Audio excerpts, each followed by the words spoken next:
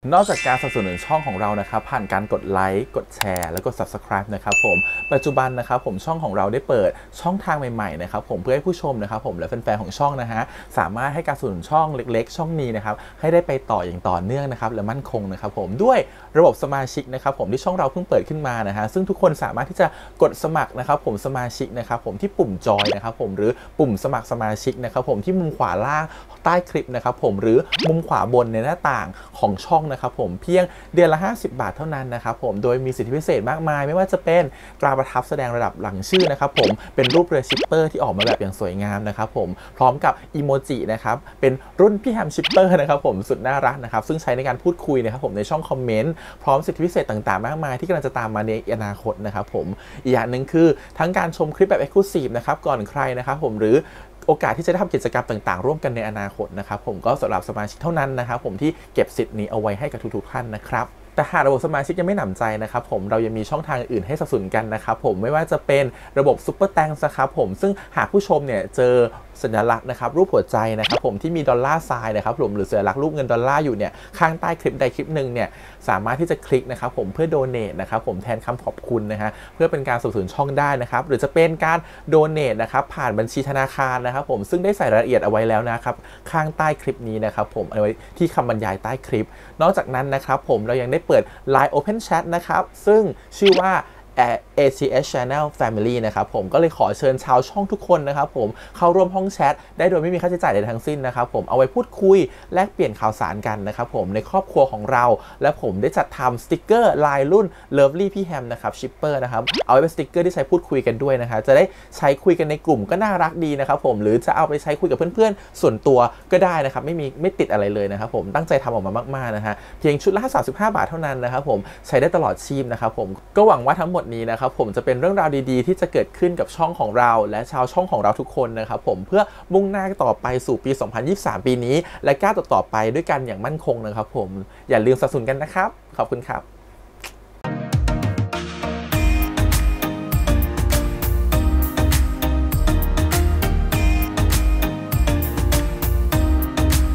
สวัสดีครับยินดีต้อนรับสู่ช่อง ATS Channel นะครับผมกับพบกันอีกครั้งการ reaction นะครับวันนี้กับพี่แฮมนะครับกับการ reaction ซีรีส์เรื่อง Absolute Zeros นะครับผมหรือองศาศูนย์นะฮะ EP ที่1นะฮะจริงๆได้มีโอกาสได้ไปดูนะครับผมรอบแรกนะคะในโรงภาพยนตร์ด้วยนะครับผมแต่ก็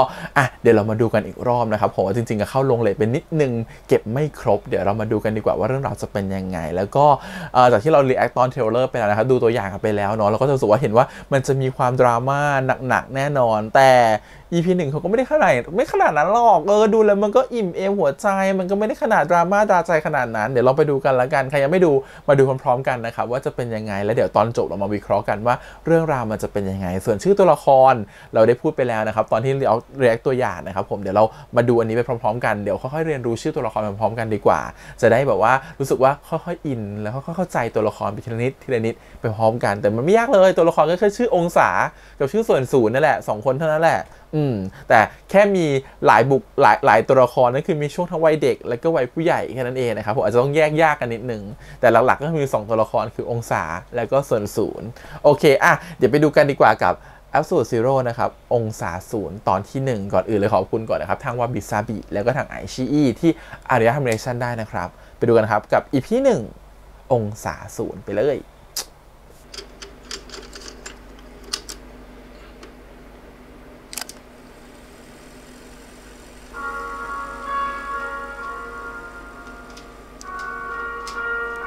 วันนี้ไม่มีลูกค้าเลยนะพ่อ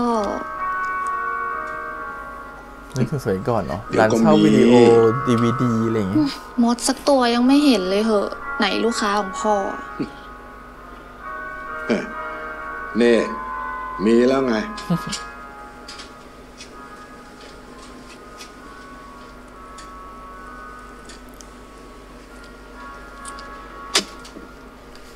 สวัสดีครับสวัสดีครับ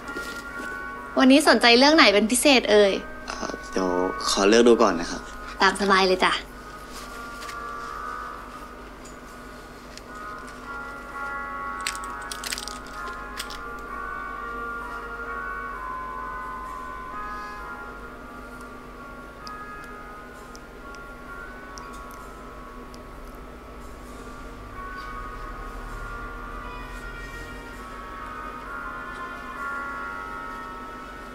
สวยก่อน วันนี้มี ใทุ ดอกไม้ช่อโตด้วย มีนัดเหรอเรา พรุ่งนี้นะครับ พอดีต้องออกไปตั้งแต่เช้า ก็เลยซื้อดอกไม้ไว้ก่อน ข่าวดีนี่นา ไว้พามาร้านบ้างสิ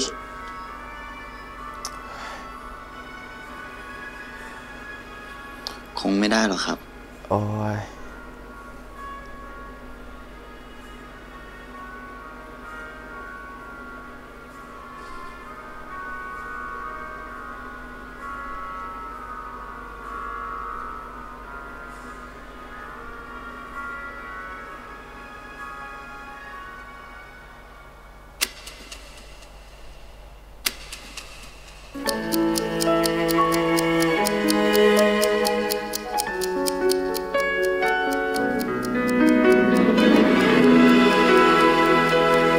สองเพลงประกอบ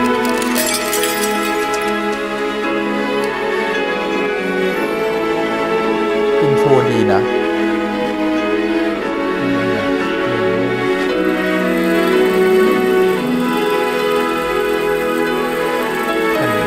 คริสดีนะครับ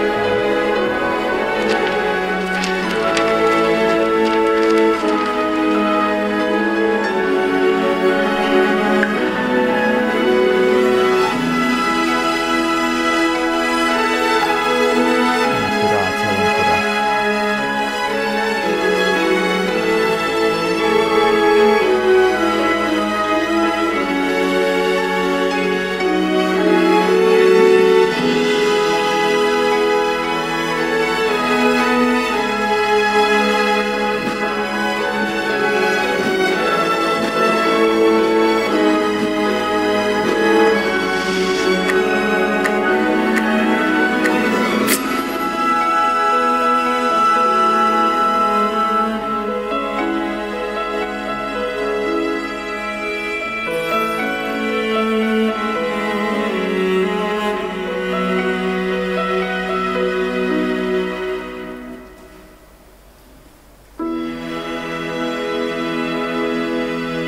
ถ้าคณิตศาสตร์มีนิยาม00 ดูให้สนุกนะ ขอบคุณครับ เดี๋ยวผมไปก่อนนะครับ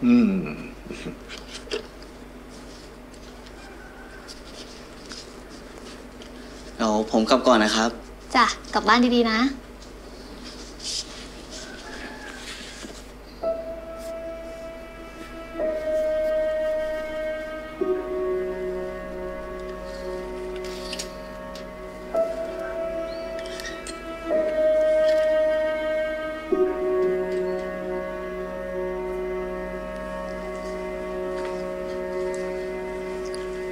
เขายังเหมือนวันแรกที่เจอเลยนะพ่อ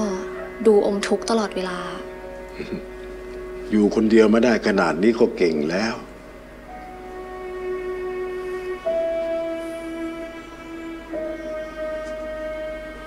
ถ้าได้เปิดใจให้ใครบ้างก็คงดีอ่ะ เนี่ยไปทำงานเถอะไป ก็ได้ ก็เป็นห่วงคุณพ่อ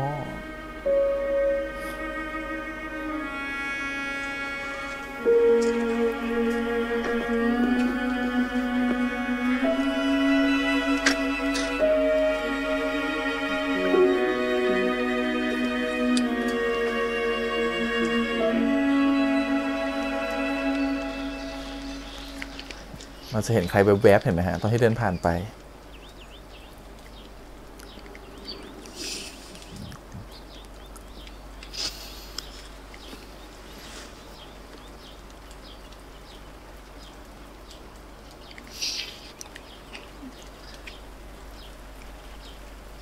วันนี้ครบรอบ6 ปีแล้วนะครับ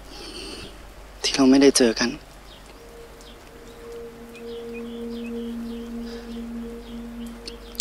ผมเอาดอกกุหลาบที่แม่ชอบมาให้ด้วย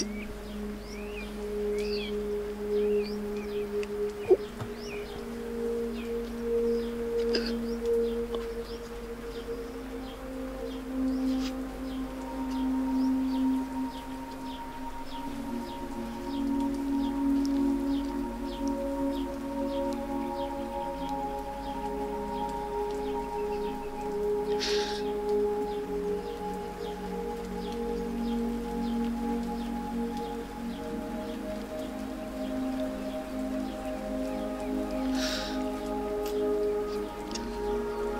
คิดถึงพ่อกับแม่จังเลยครับ น้องมิกเล่นดีเนาะ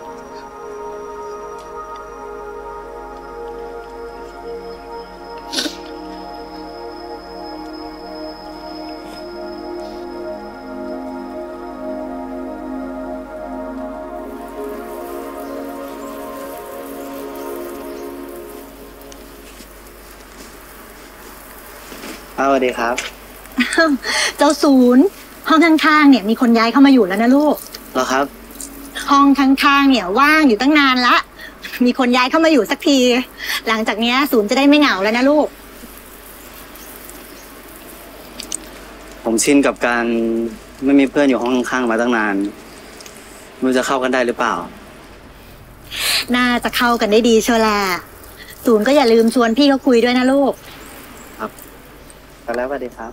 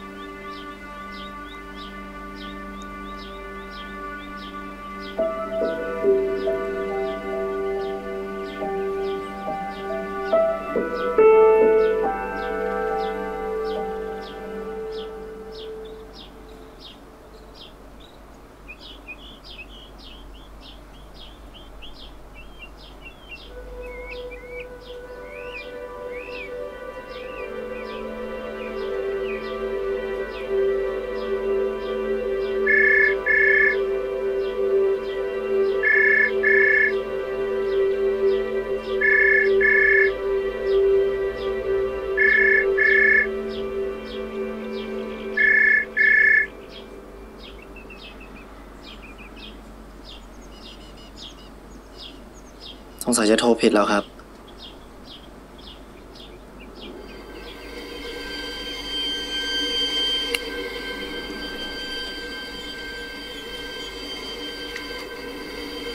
ใครโทรมาเอาหนังมาคืนครับ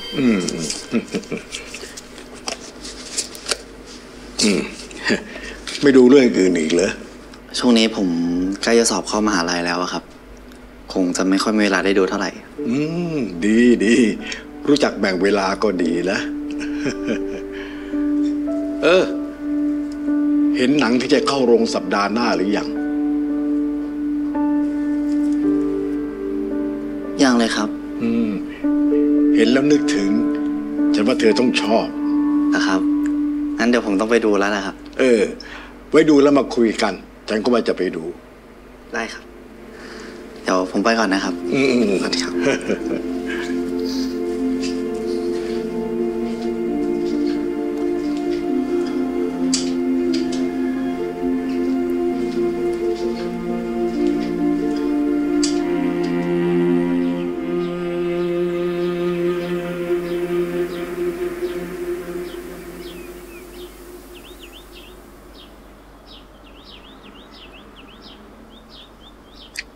นี่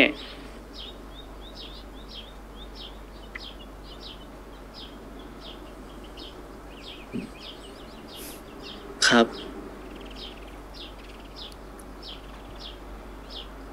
อีกไม่กี่วันจะถึงวันเกิดแล้วเหรอ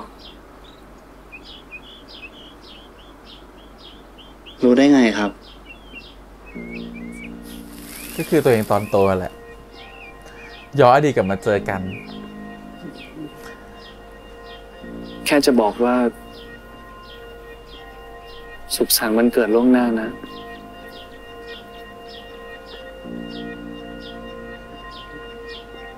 เรา ก็ดูหลอนๆ รู้จักกันเหรอ เนอะ ครับ ไม่สำคัญหรอก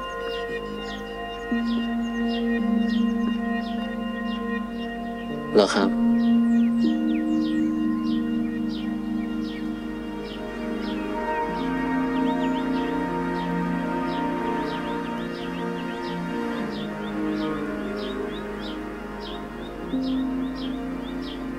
เหงาไหมทำไมพี่ถามแปลก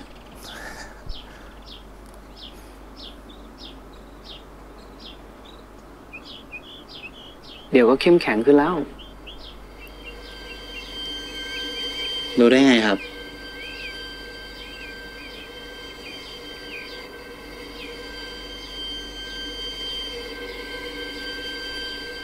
ผมไม่เข้มแข็งขึ้นหรอก อะไรเล็กๆน้อยๆผมยังร้องไห้เลย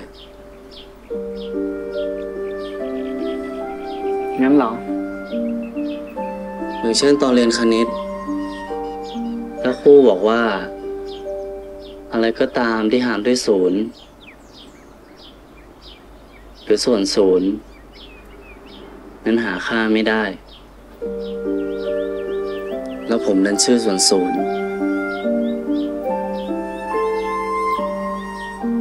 ทำไมถึงชอบจำแต่อะไรแบบนี้ล่ะ ช่วยไม่ได้นี่ วันนั้นผมกลับห้องมา ผมร้องไห้เลย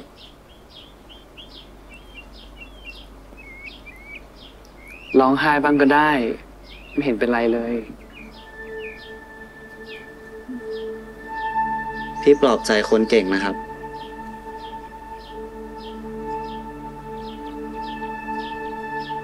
ช่วยอะไรหน่อยได้ไหม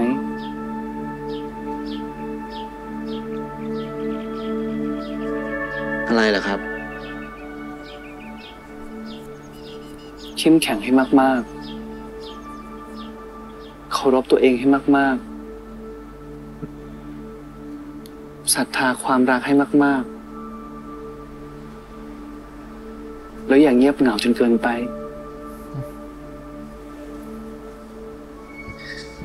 จะพยายามนะครับ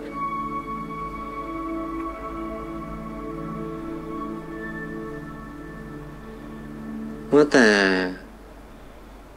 พี่ยังไม่บอกผมเลย ว่าพี่เป็นใคร เรารู้จักกันเหรอครับ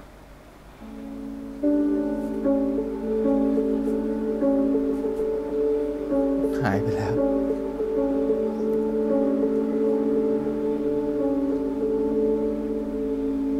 อ้าว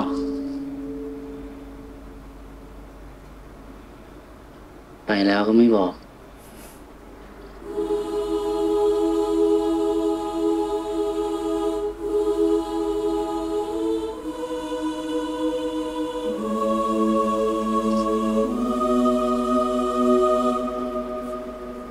โรง2ด้านในนะคะ หายที่แปลว่าหายนะฮะ สวัสดีค่ะ ดูเรื่องไหนดีคะ เรื่องนี้ครับ อ่ะได้ค่ะ เชิญเลือกที่นั่งค่ะ นี่แล้วกัน เป็น G9 นะคะ สักครู่ค่ะ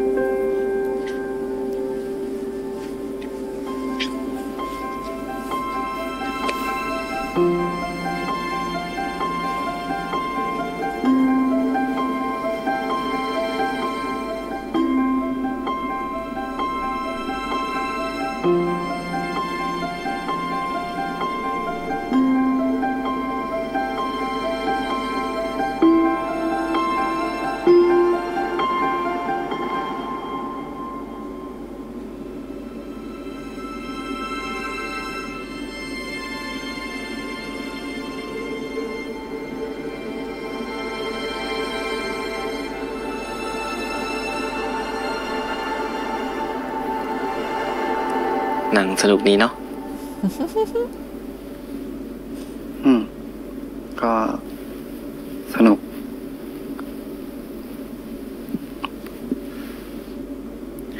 เพลงก็เพราะ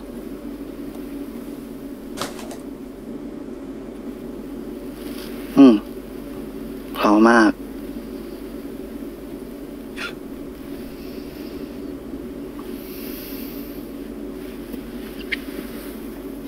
อย่าลืมเปิด ดใจให้ความรักนะ จะไปแล้วเหรอ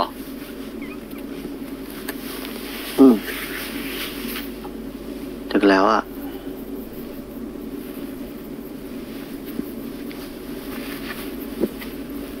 เดี๋ยว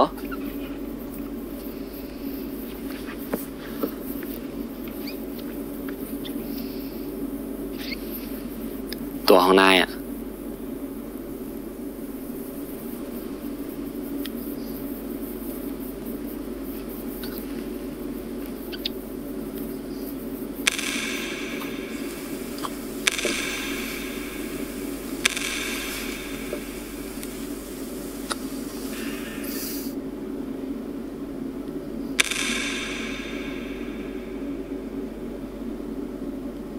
น่ารัก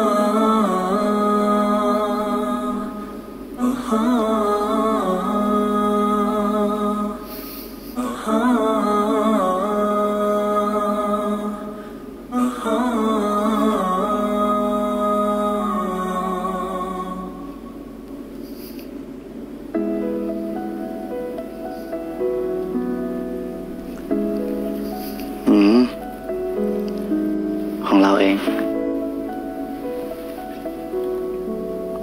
ไปก่อนนะ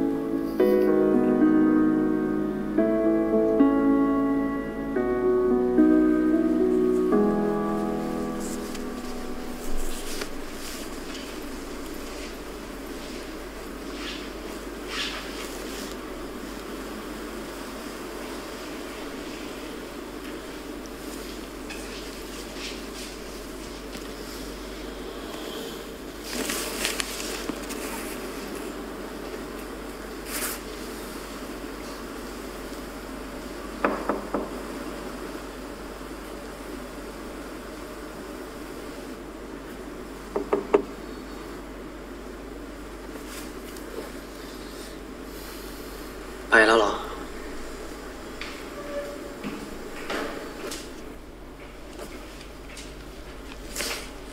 ป้าครับ ที่ห้องนี้เขาไปไหนแล้วอะครับ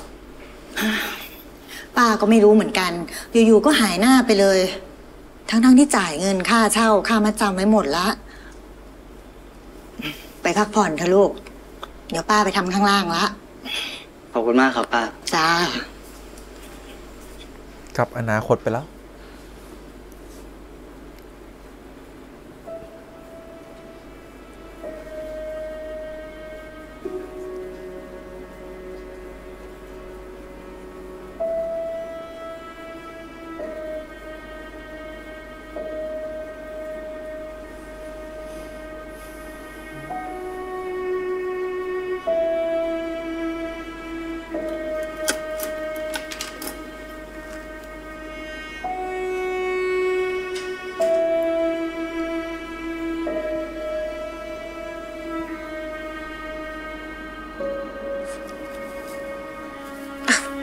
วันนี้ดูหนังเรื่องอะไรดีคะ อ๋อ เรื่องกอดนะครับ ได้ค่ะ เลือกที่นั่งได้เลยค่ะ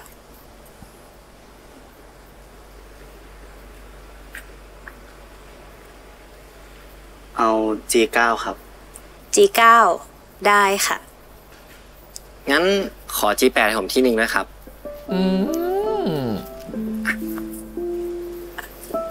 ได้ค่ะ รอสักครู่นะคะ เปย์ด้วยนะ จ่ายให้ด้วยนะ ทำไมทำหน้าอย่างนั้นอ่ะ หรืออยากนั่งคนเดียวมากกว่า เราเปลี่ยนที่ให้ก็ได้นะ ไม่เป็นไร ไม่ต้องเปลี่ยนหรอก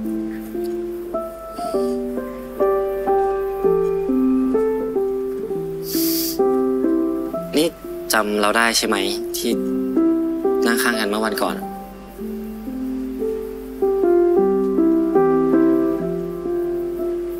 ทำได้ ฟิลโดนจีบอะฟิลโดนจีบสมัยมัธยมอะ ดีใจจัง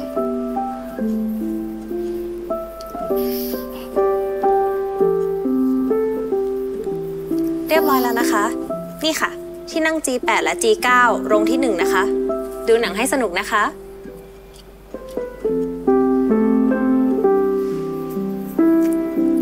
ครับ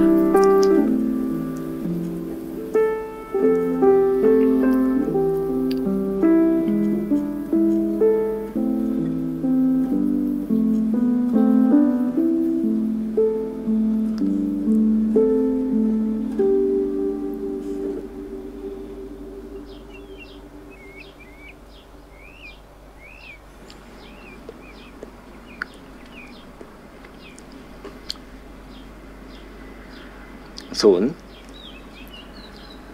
ทำไมถึงชอบดูหนังเหรอ เมื่อก่อนพ่อกับแม่ชอบเช่าหนังมาดูด้วยกันอ่ะก็เลยชอบดูหนังไปด้วย แล้วระหว่างดูหนังในโรงกับเช่าแผ่นมาดู ชอบอันไหนมากกว่ากัน ก็พอๆกันนะ อยู่ที่อารมณ์ช่วงนั้นมากกว่า ถ้าอยากดูคนเดียว ก็จะไปเช่าหนัง แล้วมาดูที่ห้อง แต่ถ้าเงาๆหน่อย อยากมีเพื่อนดูด้วย ก็จะไปดูในโรง งงไหม แต่ก็ ไปดูในโรงคนเดียวอยู่ดีนี่นา อย่างน้อยก็มีคนอื่นดูอยู่ด้วยไง ต่อให้ไม่ได้มาด้วยกันอะแต่หนังมันก็ทำงานกับความรู้สึกของคนร่วมกันอยู่นะ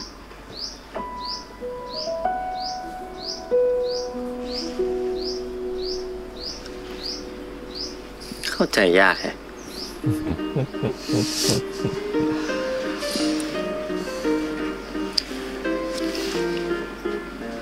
องศาก็ชอบดูหนังใช่ปะ จริงๆ ก็เลือกดูแค่เรื่องที่สนใจนั่นแหละ ไม่ได้ชอบขนาดนั้นอะแต่ตอนนี้ ชอบแล้ว ชอบแล้วไม่ได้ชอบดูหนังอ่ะที่ดูหนังเพราะคนอ่ะ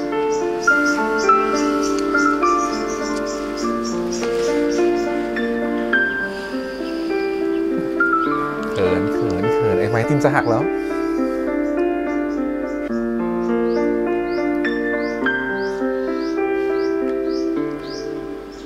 เล่นดีเนาะ องศา ร้องไห้ เป็นไรหรือเปล่าอ่ะ เปล่าซะหน่อย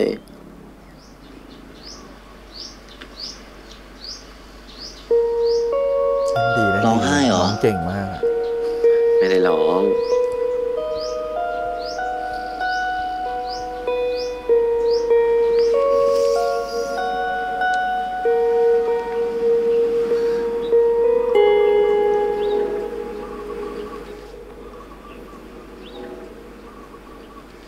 กินไอติมไปเลย ต้องมองแล้ว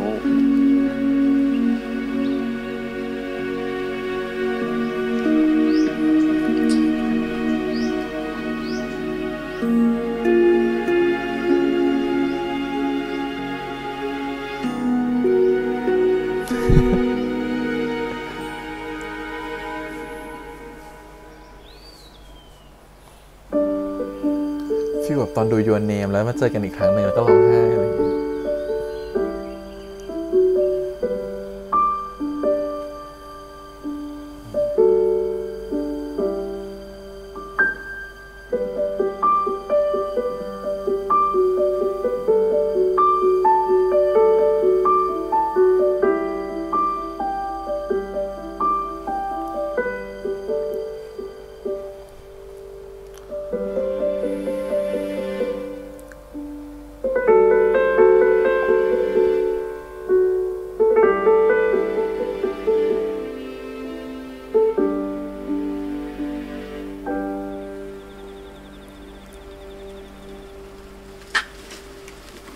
ปิดแล้วเหรอครับ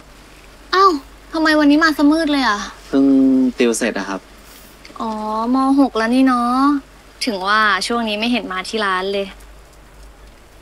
เข้ามาสิ ตอนแรกเห็นไม่มีคนเลยว่าจะปิดเร็วหน่อย แต่ตอนนี้เหมือนจะมีลูกค้าแหละ ขอบคุณครับ ตามสบายเลยนะ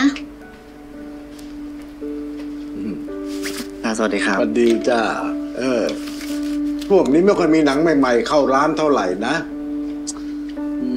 ไม่เป็นไรหรอกครับ เรื่องเก่าๆผมยังดูไม่หมดเลย เลือกไปทั้ง2-3 แผ่นที่ไม่คิดตังค์ วันนี้ดูใจดีนะครับ ปกติฉันก็ใจดีไม่ใช่เหรอ ทำธุรกิจแบบเนี้ยเหมือนทำแบบว่าทำบุญอะ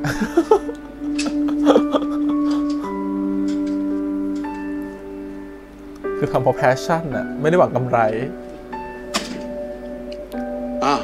เรียกดูก่อนเลยพ่อหนุ่ม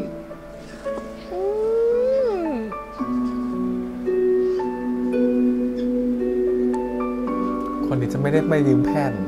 มาหาคน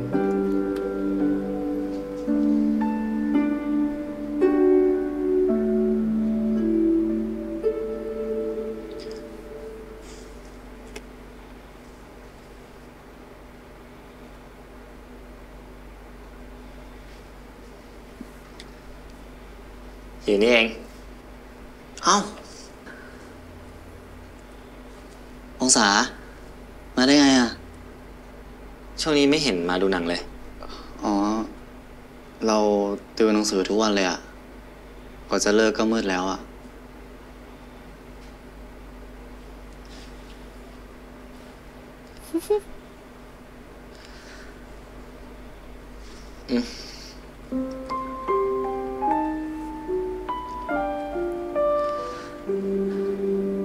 ตัวนี้เท่ากับจำนวนครั้งที่เราไปดูหนังแล้วไม่เจอศูนย์ เลิศเมล่ารักเมล่า เรา ให้เราทำไมอ่ะ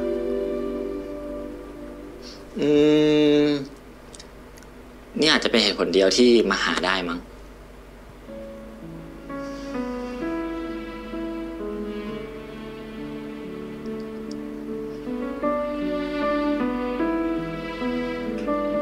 ไม่สิ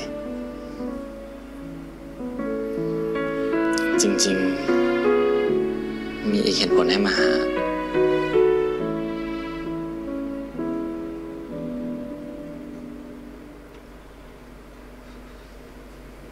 คิดถึง โอ้ยตายแล้ว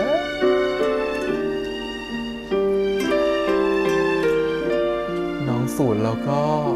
ส่วนศูนย์ เขินเกลียว วันที่ 14 ว่างไหม ทำไมเหรอ ที่โรงเรียนเรามีฉายหนังกลางแปลงอ่ะ อยากดูไหม ตกใจหมดเลย นึกว่าองศารู้วันเกิดเรา นี่ศูนย์เกิด 14 มีนาเหรอ ถ้าได้ดูหนังกลางแปลงในวันเกิด ก็คงจะดีเนาะ ยังไม่ได้บอกว่าจะไปเลยรอเล่น งั้นตกลงว่าไปนะ ไปดิ ตกลงแล้วนะ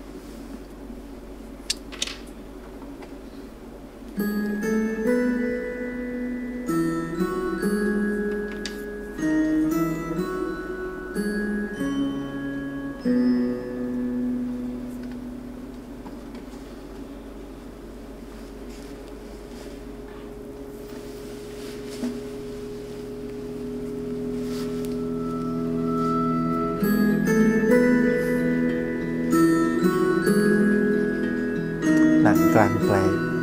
ไม่ใช่แค่วันเกิดอีกแล้ว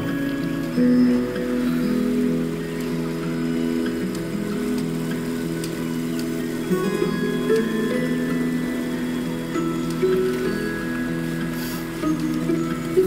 งนู้นไหม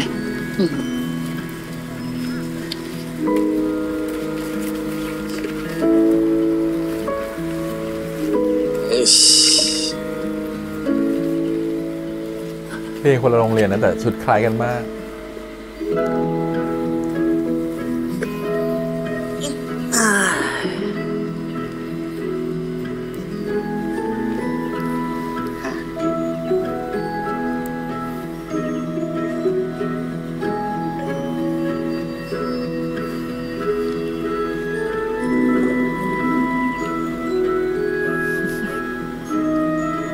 อร่อยไหม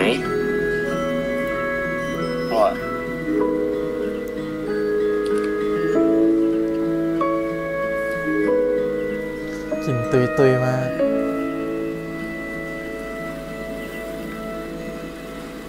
วันนี้โรงหนังของเราอ่ะ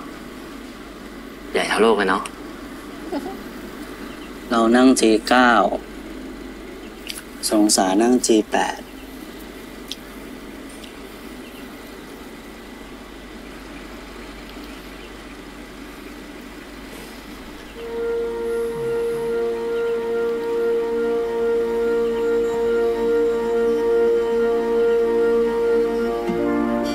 พวกมือโล่งจัง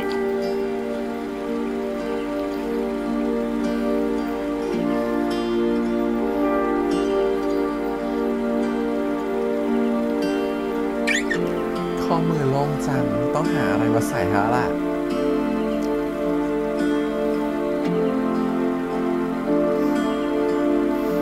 อันเนี้ยจีใจ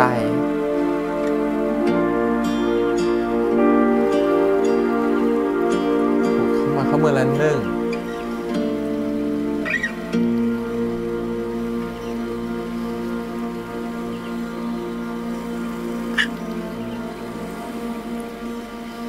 ทีนี้ก็ไม่โล่งแล้ว ของขวัญวันเกิดไง สุขสันต์วันเกิดนะครับ ส่วนศูนย์ เอาคะแนนไปเลย ขอบคุณนะ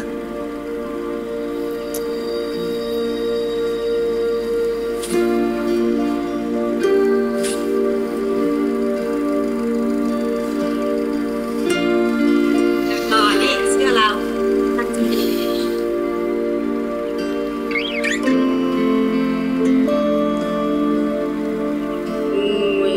แล้วมาดูเรื่องอะไรเรื่องรักแห่งสยามด้วย ไม่ชอบเลยอ่ะ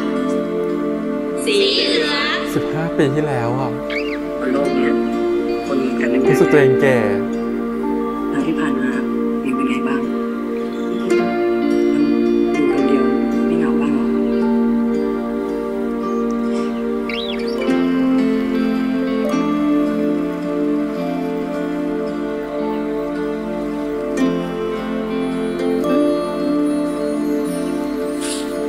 เป็นเรื่องมาเหมาะเลยนะ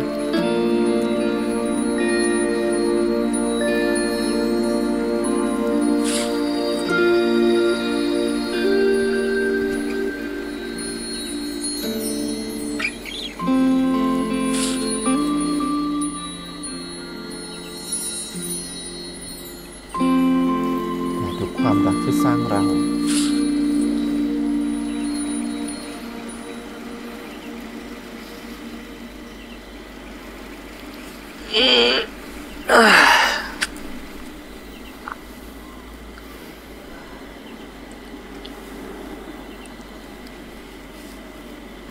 ทำไมไม่เห็นมีใครลุกเลยอ่ะ อ๋อ ก็คืนนี้เห็นว่าจะมีดาวตกนะ เขาน่าจะนั่งรอดูกันอยู่มั้ง จริงเหรอ งั้นเราอยู่ดูกันไหม ได้ดิ จริงๆกรุงเทพมองไม่เห็นแล้วนะฮะ เพราะกรุงเทพนี่แสงเยอะมาก มันจะบังหมด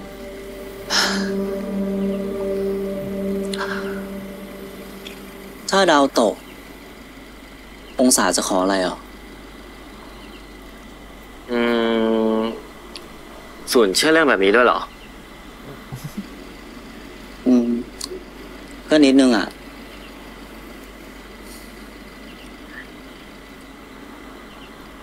าดาวตกศูนย์จะขอพรอะไร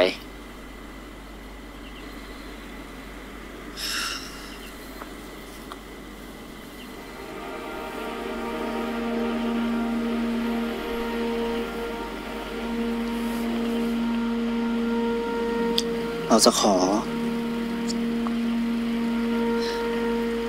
ให้พ่อกับแม่กลับมา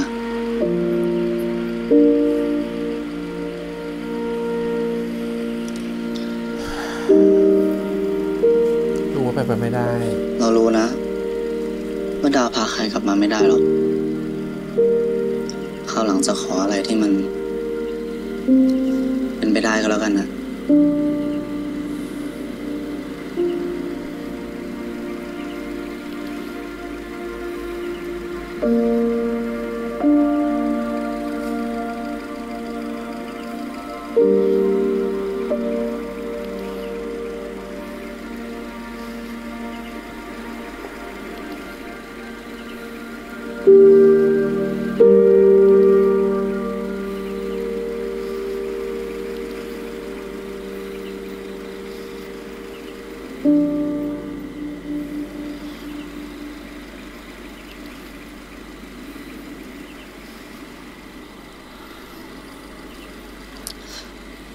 ว่าแต่องศายังไม่บอกเลยว่าถ้าดาวตกองศาจะขอพรไหมอ่ะ เมื่อก่อนเราไม่เคยเชื่อเรื่องแบบนี้เลยอ่ะ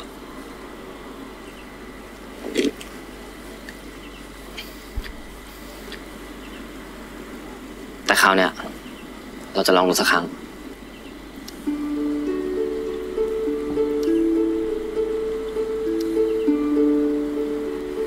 ดูดิดาวตก เฮ้ยดาวตกดูดิดาวตกว่ะ ตกลงมาเป็นเทเนียม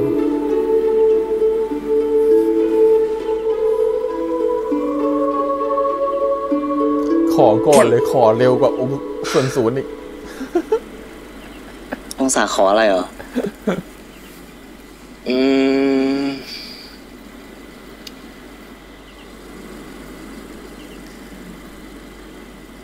ขอส่วนศูนย์เป็นแฟน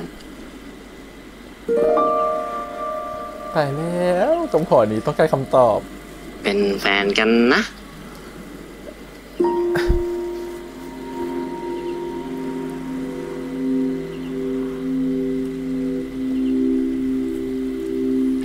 ช็อก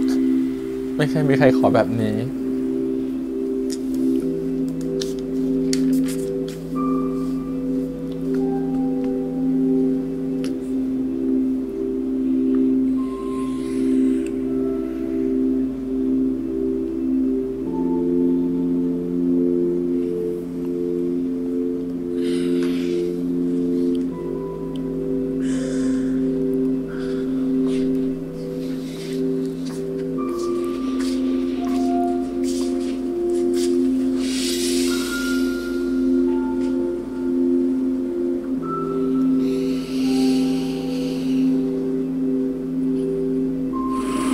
เป็นแฟนกันนะ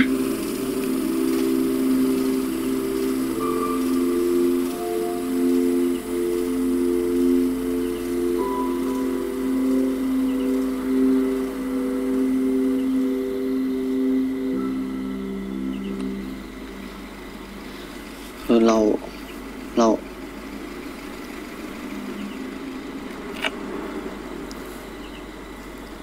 ไม่เป็นไรนะถ้าศูนย์ยังไม่พร้อมอ่ะเราได้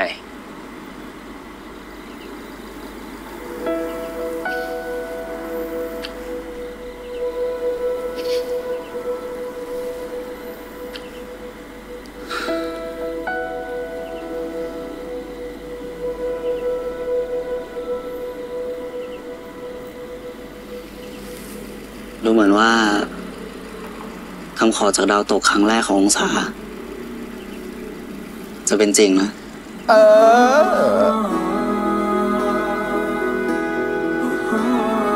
จริงนะเย้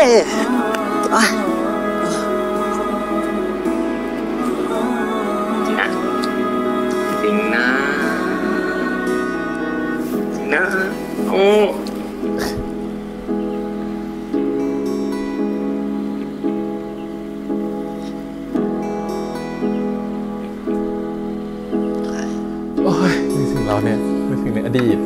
สมัยเด็ก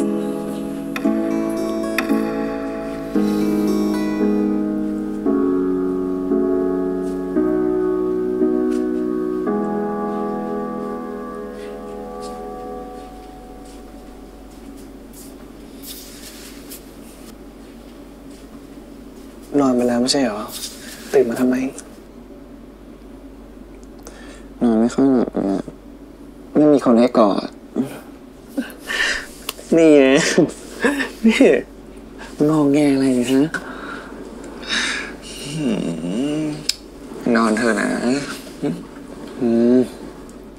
ไม่เอาต้องทำงานอย่างงอแงเสียงสานั่นเดี๋ยวมาจบกันไปนอนไปนอน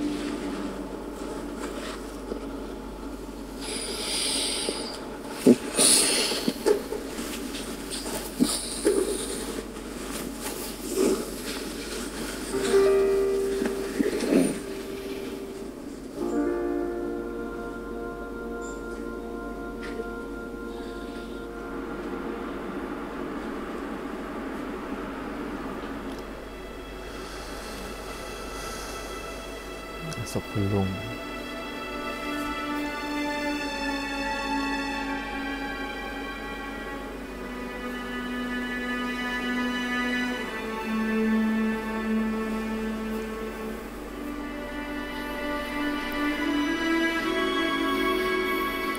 ขอบคุณนะพ่อต้องดีใจแน่ๆเลยที่ลูกค้าประจำมาหาถ้ามีอะไรให้ผมช่วยบอกได้ตลอดเลยนะครับขอบใจจ้ะสุขภาพพ่อเขาไม่ค่อยดีอยู่แล้วอะแต่ไม่นึกว่าจะด่วนจากไปแบบนี้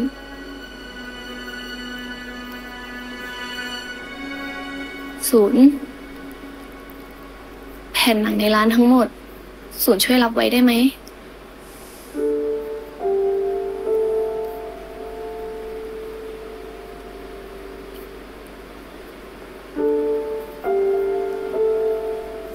ปิดร้านเหรอครับ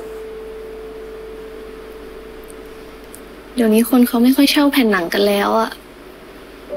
ที่พ่อเขาทำมาตลอดก็เพราะเขารักของเขาแต่ตอนนี้เขาไม่อยู่แล้วแผ่นหนังในร้านพี่ก็ไม่รู้จะเอาไปไว้ไหนให้สูตรดูแลแทนน่าจะดีกว่าทิ้งไปเฉยๆเคยเก็บแผ่นหนังไว้เยอะแบบนี้สุดท้ายต้องออกมาขายหมดเลยตอนนี้คือมันเต็มบ้านมากอะอยากจะขยายบ้านออกเลยต้องมาขายทิ้งหมดเลยได้ครับเดี๋ยวผมดูแลแผ่นหนังของคุณตาเองงั้นพี่ก็สบายใจ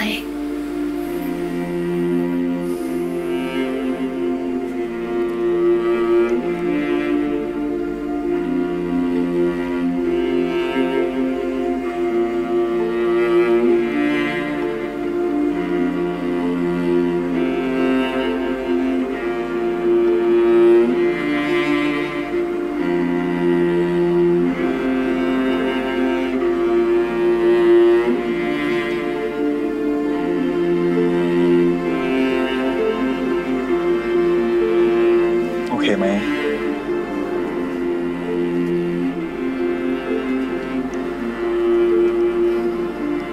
วันก่อนไปหาคุณตาที่ร้านยังแข็งแรงอยู่เลยอะ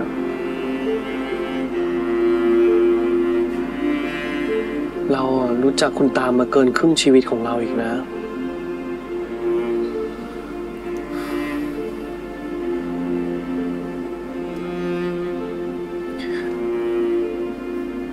เขาอยู่ในทุกการเติบโตของเรา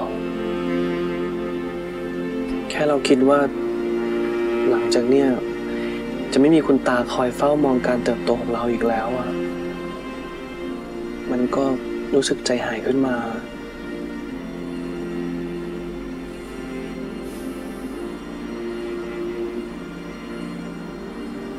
ความสูญเสียนี่มันเจ็บปวดเสมอเลยเนาะ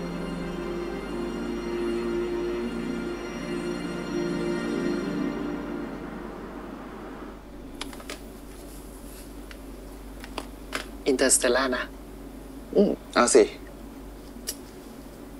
ทำไมตามใจเรานักเนี่ย อะไรที่ส่วนเลือกอ่ะ ก็ดีทั้งนั้นแหละ รวมถึงตัวเองด้วยปะ แง่ดิ เคลมตัวเองคำถามโยกเอาเข้าตัว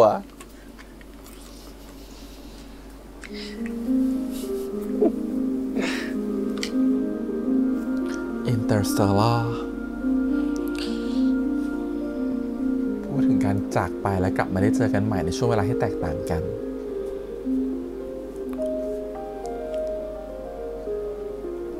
ก็เหมาะกับเรื่องนี้นะ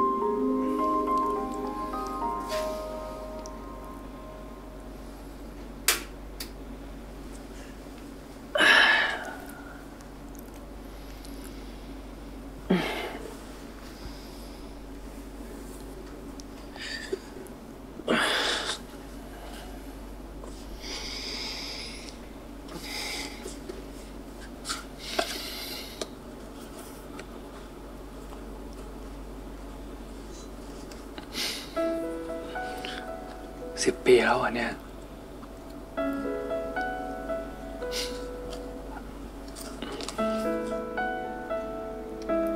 อยากแก้ตรงไหนเพิ่มไหมคะ ไม่ละครับ ผมชอบมากๆแล้ว โอเคค่ะ เราใส่ถุงสักครู่นะคะ นี่นะครับ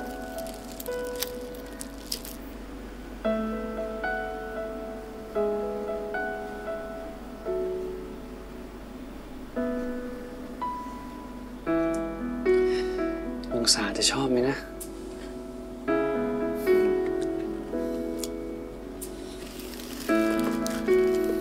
พี่เต็งหนึ่งทำเองแน่เลยอะเค้กอันเนี้ยน่ารักเชีย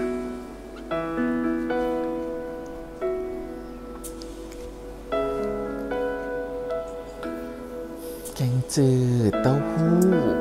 ลาบหมูทอด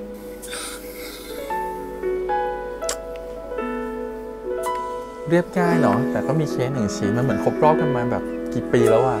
10 ปี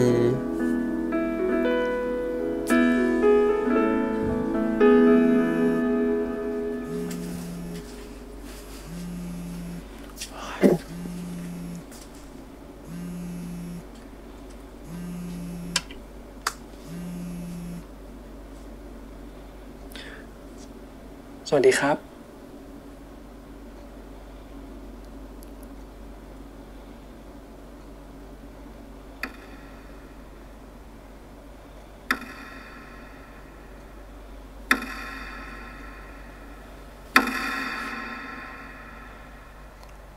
อยากขอดาวอีกครั้งอยากขอพร ตัดกันตรงนี้แหละดาวคงจะไม่ใจร้ายเกินไปใช่ไหมดาวจะให้โอกาสใช่ไหมอยากย้อนไปอีกครั้งอยากย้อนเวลากลับไปจริงๆเนื้อเพลงคือทุกคำตอบของเรื่องเลยนะขอให้องศาปลอดภัยไม่ว่าต้องแลกด้วยอะไรก็ตามแล้วจังหวะดาวตกพอดีไม่ใช่ดาวหางฮันเล่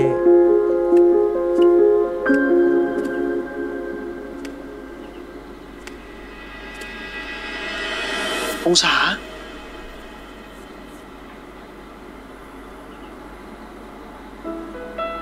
พี่ตามผมมาทำไมอ่ะรู้จักชื่อผมได้ยังไง เราว่าเราหลงทางอ่ะ พี่อยู่ที่นี่ได้ปกติผมค้างที่นี่บ่อยอะแต่องศาก็ใจดีเนาะคืนนี้อยู่คนเดียวได้แน่นะเจอคนแต่งหน้าก็ให้อยู่ด้วยอะ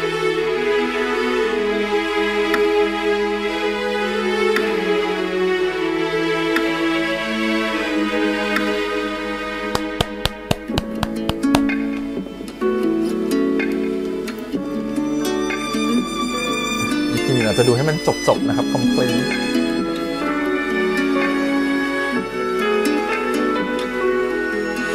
เราต้องรักกันแค่ไหนฟ้าถึงจะยอมให้เรามีวันเราต้องร้องไห้ดังเท่าไรถึงยอมให้เรารักกันสักวันหนึ่งฉันรู้ว่าเธอจะลืมเรื่องของเราฉันรู้ว่าเธอจะลืมทุกๆอย่างเหลือเพียงแค่ฉันและเรากลับไปไม่รู้จักกัน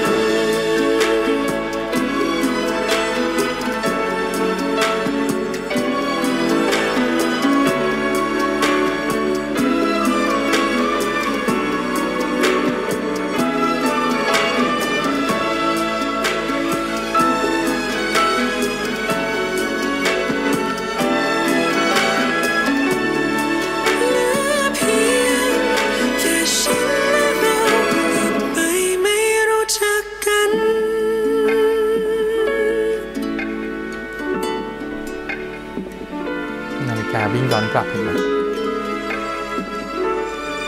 แล้ววิ่งไปทางตรงข้างคนนั้นนะ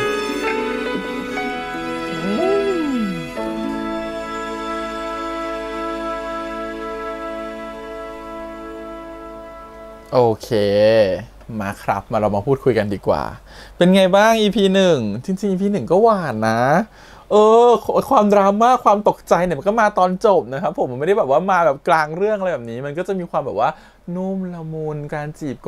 กันนะครับหวานนะครับผมรู้สึกว่ามันฟีลแบบเราชอบฟีลแบบนี้เนาะฟีลแบบความรักมัธยมมันจะมีความแบบว่าใส่ซื่อมีความรู้สึกว่ามันเป็นความรักแรกเลยเรารู้สึกว่ามันสามารถจะทัชกับทุกคนได้เพราะทุกคนมันเหมือนจะมีโมเมนต์แบบเนี้ยมาก่อนแล้วครับผมแล้วมันก็ย้อนเวลากลับไปนึกถึงโมเมนต์ช่วงเวลานั้นอาจจะไม่ใช่มัธยมบางคนอาจจะเกิดในช่วงมหาวิทยาลัยแต่เราเชื่อว่าทุกคนมันจะมีโมเมนต์ที่คล้ายๆแบบนี้อยู่ทำให้เรามีอารมณ์ร่วมกับตัวละครได้ไม่ยากเลยนะผมรู้สึกว่าชอบมากๆเป็นเสน่ห์ของการแบบว่าเด็กกางเกงน้ำเงินมัธยมมากๆนะฮะสุขตรงนี้รู้สึกว่าเป็น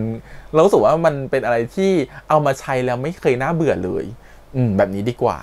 ทีนี้ต้องบอกว่างานที่เราเห็นเนี่ยใน EP ที่1เนี่ยต้องบอกว่างานภาพงานบทงานต่างๆมีความละเมียดมากรู้เลยว่าแบบว่า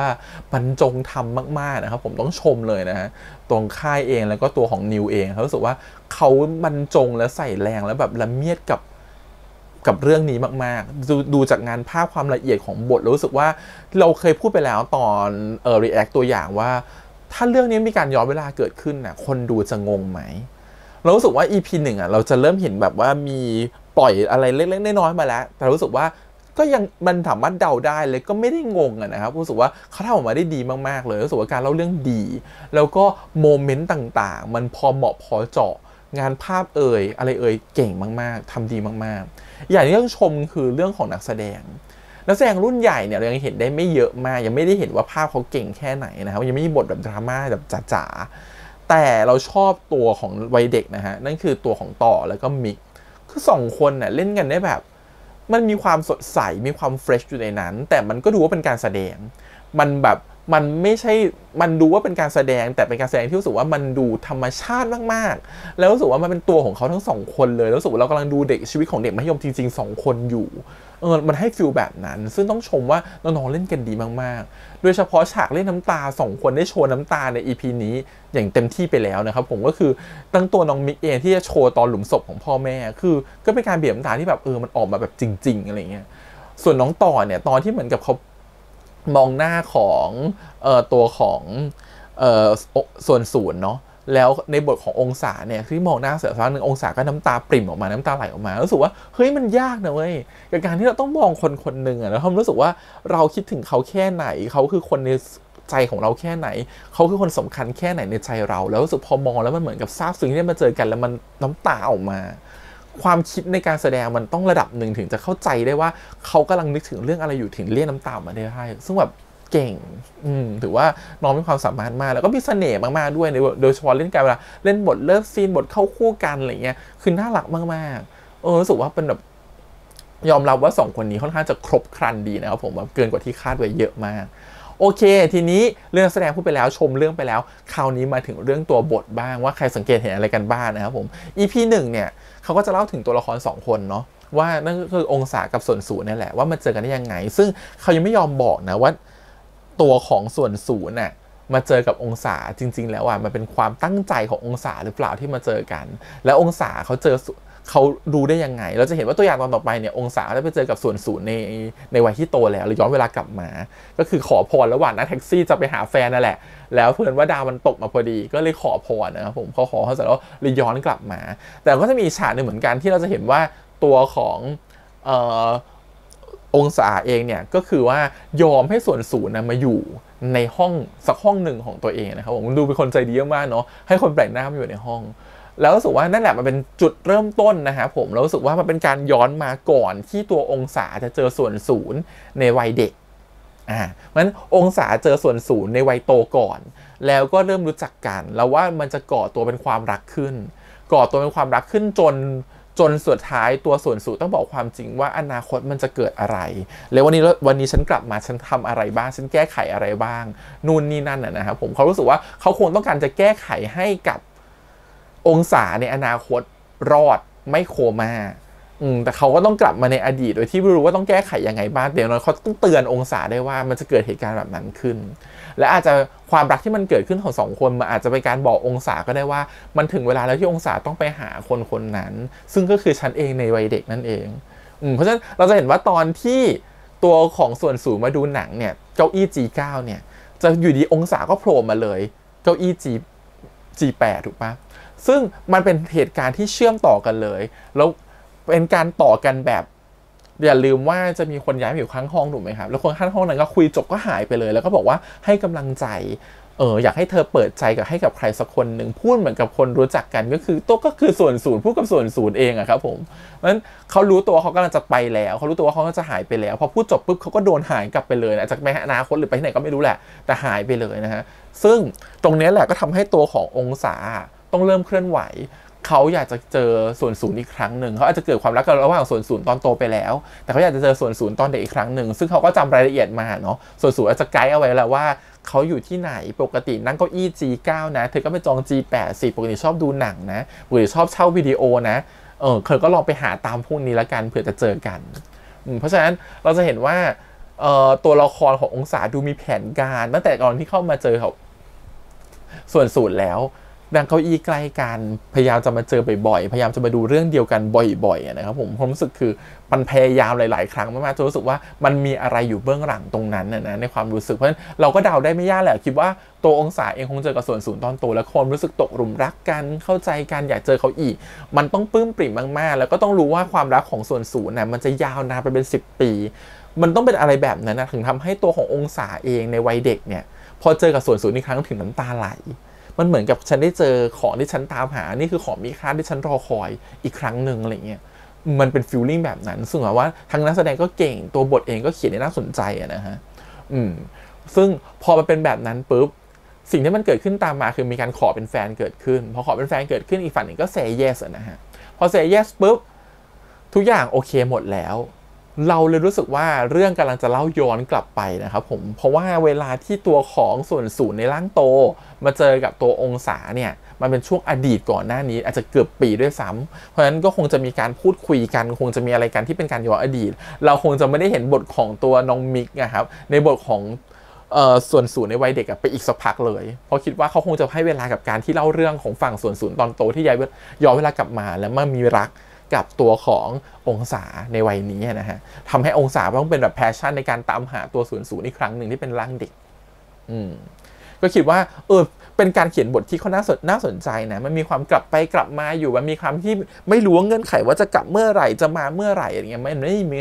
ด้มีเงื่อนไขขนาดนั้นทำให้ตัวเราก็ไม่รู้เหมือนกันว่าตัวละครมันจะกลับได้กี่ครั้งจะมาได้แบบไหนหรือจะมาได้ตลอดไปอันเนี้ยมันบอกไม่ได้เพราะฉะนั้นเราก็ต้องรอดูแล้วกันนะฮะว่าเรื่องเขาจะเขียนออกไปในทางไหนว่าจะให้ตัวละครกลับมาแบบไหนหรือจริงๆเป็นการโชว์ตัวละครแหละว่าตัวละครจะทำยังไงต่อไปถึงจะอยู่ในอดีตแบบนี้ได้ถึงจะเป็นอนาคตได้รู้สึกว่าความสัมพันธ์รอบนี้มันเป็นความสัมพันธ์แบบเส้นตรงนะหมายว่าเส้นเวลาเป็นเส้นตรงในอดีตกับปัจจุบันเนี่ยมันลิงก์กันเพราะฉะนั้นมันก็จะวิ่งต่างคนต่างวิ่งไปเป็นเส้นตรงของตัวเองเพราะฉะนั้นการที่เขามาเปลี่ยนในอดีตมันอาจจะเปลี่ยนอะไรไม่ได้จริงๆก็ได้นะครับเพราะทุกอย่างความจริงยังต้องเป็นเหมือนเดิมก็ได้ก็ต้องรอดูว่าผ ผลที่ตามมาจะเป็นยังไงจากการย้อนเวลาครั้งนี้แล้วเขาจะทำให้ตัวขององศาหลงรักคนที่แก่กว่าอย่างเขาได้ยังไงนะมันต้องทำยังไงหรือว่ามันต้องมีวิธีแหละแต่รู้ว่าเขาทำยังไงนะต้องรอดูอย่างหนึ่งต้องพูดถึงความซาบซึ้งของความรัก EP นี้ที่ว่าทำได้ดีมากๆความรู้สึกคือตัวบทเองมันน่ารักอ่ะในการพูดคุยในการทำฉากเลิฟซีนในการที่เหมือนพูดคุยกันแบบขอจีบเป็นแฟนมันแบบมีฉากน่ารักแบบหลายๆฉากมากๆแล้วก็อย่างหนึ่งคือต้องยอมรับว่าตัวละครเองอะครับผมมันมีความที่ทวินหากันอยู่แล้วโดยที่ไม่รู้ตัวนะฮะโดยเฉพาะตัวองศาเนี่ยมันทวินหาตัว00อยู่แล้วแต่ส่วน0เนี่ยมันเหมือนกับทุกอย่างมีคนมาบอกให้เปิดใจฉันก็ลองเปิดใจดูจากคนที่ปิดใจกั้นใจไว้ก็ต้องมาเจอความสัมพันธ์ที่แบบยังไม่รู้เหมือนกันว่าอนาคตจะเป็นยังไงแต่วันนี้ฉันขอเปิดใจและลองก่อนละกันก็ต้องรอดูต่อไปหลายๆอย่างต้องรอดูต่อไปนะครับผมมันเฟิร์มตรงนี้ไม่ได้แต่ความรู้สึกคือเราจะเห็นว่าการเล่าเรื่องค่อนข้างตรงไปตรงมาและชัดเจนดีไม่ได้ยุ่งยากอะไรเลยนะครับกับการเล่าเรื่องรู้สึกว่าตอนแรกคิดว่าจะมีความกังวลว่ามันยุ่งกับเรื่องเวลาเนาะมันจะวุ่นวายมันจะซับซ้อนหรือเปล่าเหมือน A Time Call You ถ้าใครดูของทาง Netflix นะฮะก็นั่นเหมือนกันนั่นคือแบบโอ้โหซับซ้อนมากพลาดไม่ได้แม้แต่จุดเดียวก็กลัวจะเป็นแบบนั้นนะก็เลยหวังว่าไม่อยากให้เน้นความซับซ้อนแล้วกันก็ฟีลคล้ายๆแบบนั้นเพราะฉะนั้นเราจะเห็นว่าการเล่าเรื่องของเขามันจะดูแบบว่ามีอย่างค่อยเป็นค่อยไปมีการจำกัดเวลาว่าสิ่งนี้จะเกิดก่อนสิ่งนี้จะเกิดหลังแล้วรู้สึกว่าถ้าเขาเขียนไทม์ไลน์ได้มันดีแล้วมันแน่นขนาดนี้เราว่ายังไงก็คนดูรู้เรื่องแน่นอนไม่ยากเลยนะครับ